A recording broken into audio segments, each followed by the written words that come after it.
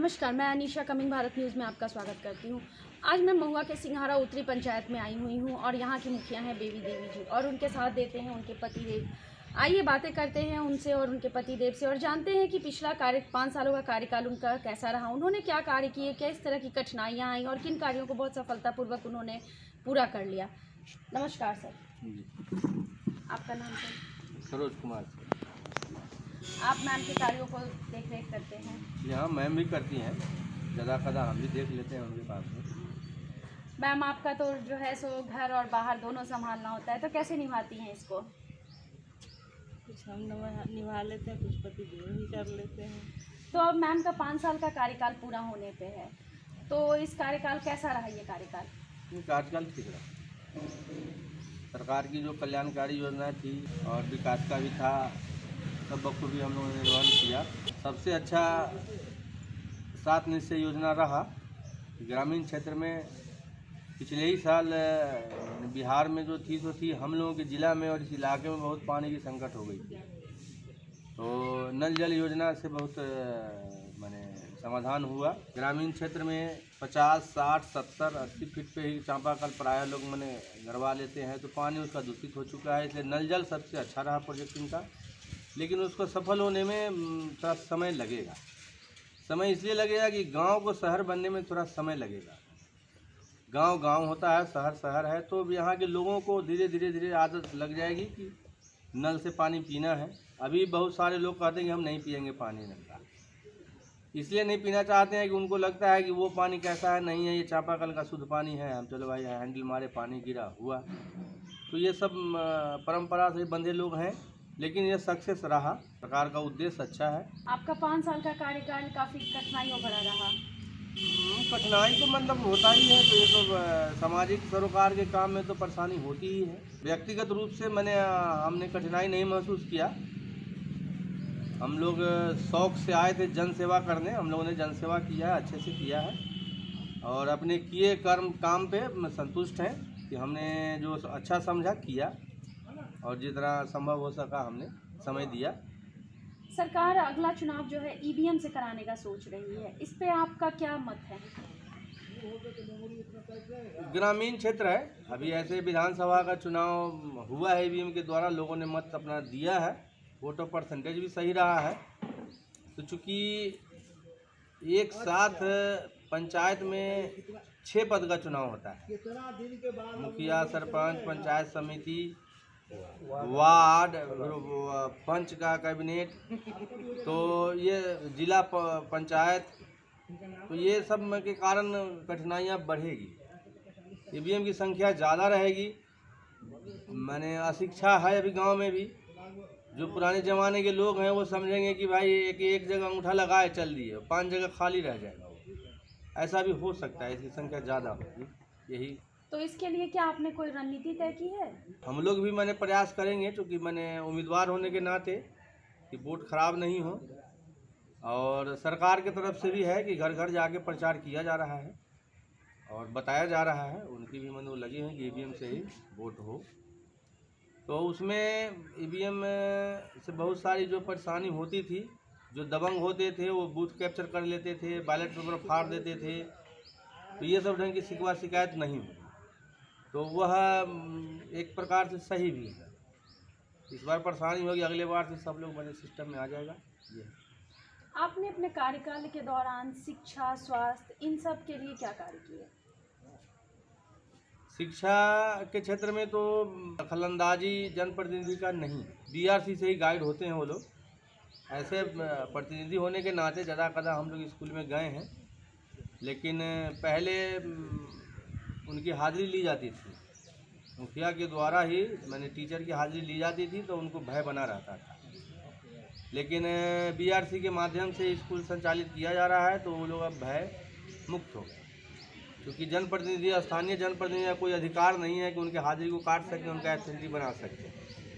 तो उसमें बहुत दखलंदाजी नहीं रहा, बीआरसी से ही गाइड होता है।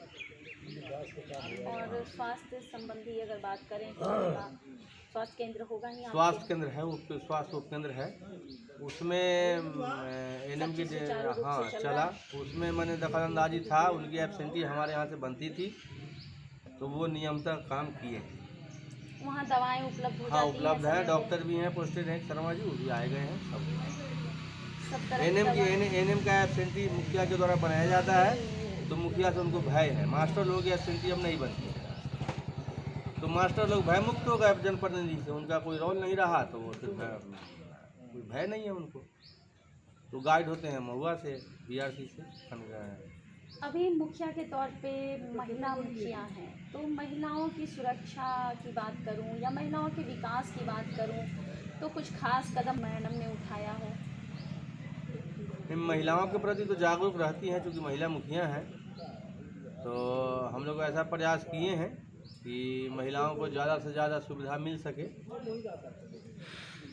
विधवा पेंशन हो या ऐसे पेंशन, किसी का कोई गड़बड़ है, कोई लाचार महिला है, तो सीएचपी के माध्यम से हम लोग पैसा वहाँ उनके घर से भी विड्रॉ करवा दिए हैं भेज के बैंक वाले को।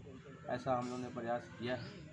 और उनके शिक्षा दीक्षा पे भी हम लोग प्रयास किए हैं भाई हो, लेकिन जो साधन है संसाधन है उसी के माध्यम से किया गया है। विशेष कुछ हम लोग भी नहीं कर पाए हैं। जो सरकार की पॉलिसी है, जो सरकार का वो है, उसको हम लोग इम्प्लीमेंट।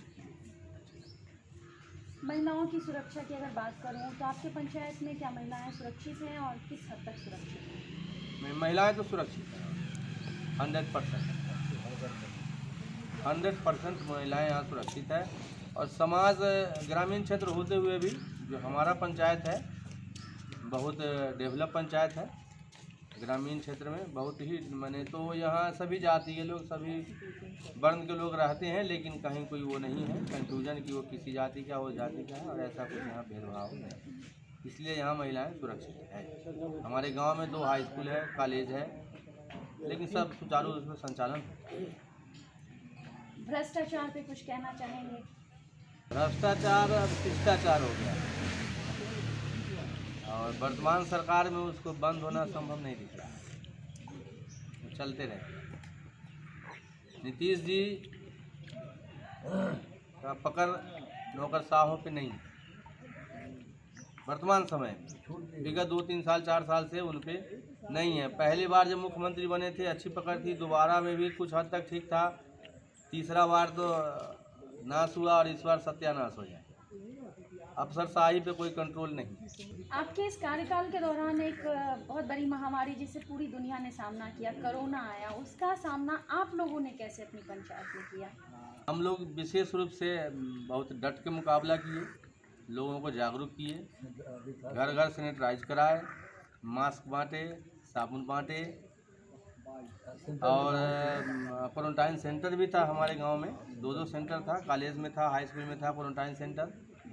सब हम लोग माने जागरूक रहे, और एक पॉजिटिव मरीज मतलब मिले हमारे गांव में, जिनकी मौत हुई अशोक साजी करके हैं। बाद बाकी कहीं कोई घटना नहीं हुई, कोई उससे प्रभावित नहीं हुआ।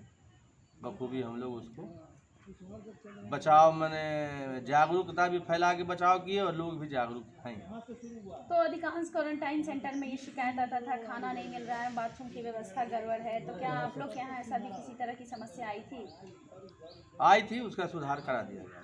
आप लोगों ने डट कर उसको जी हाँ किए थे, वीडियो साहब भी वगैरह आए थे, सब मैंने सुधार किया। तो अब कार्यकाल पूरा होने पे है, तो आपको क्या लग रहा है कि जिन मुद्दों पे, जिन वादों के साथ आपने जनता ने आपको चुना, वो आप लोगों ने पूरा कर लिया अच्छे से? जी हाँ। तो अगली कोई नई नीति जिसके तहत आप चुनाव लड़ना चाहेंगे अगले चुनाव के लिए, क्या आपने कोई नई नीति भी तय की हुई है? देखिए, हम लोग पेशा से राजनीतिक नहीं। पिताजी हमारे कॉलेज के प्रिंसिपल हैं, हम भी नेशनल नारायण कॉलेज में प्रोफेसर हैं, तो हम लोग पेशा से राजनीतिक नहीं है।